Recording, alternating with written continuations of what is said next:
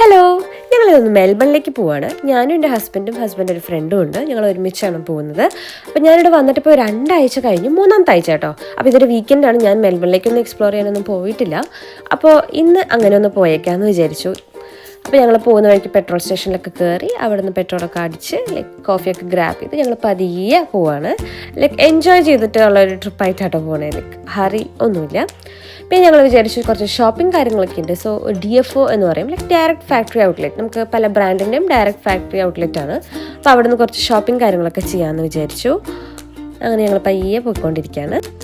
അത്യാവശ്യം തിരക്കുണ്ടായിരുന്നു കേട്ടോ ഇവിടെ. പിന്നെ ഞാൻ സത്യം പറഞ്ഞാൽ ഭയങ്കര കൺഫ്യൂസ്ഡാണ്. ഒരുപാട് കടകളും എല്ലാത്തിലേക്കും നമ്മുടെ കണ്ണിങ്ങനെ എത്തുകയാണ് എന്ത് വാങ്ങിക്കും എന്നുള്ള രീതിയിൽ. പിന്നെ ആവശ്യത്തിന് മാത്രം വാങ്ങിക്കാൻ പറ്റുന്നതോടെ ഞാനിങ്ങനെ കുറച്ച് പെർഫ്യൂം കാര്യങ്ങളൊക്കെ വാങ്ങിച്ചു. പിന്നെ ഡ്രസ്സ് കാര്യങ്ങളൊക്കെ നോക്കാൻ വേണ്ടി 2-3 കടയിലൊക്കെ ഇങ്ങനെ കയറിക്കൊണ്ടിരിക്കുകയാണ്.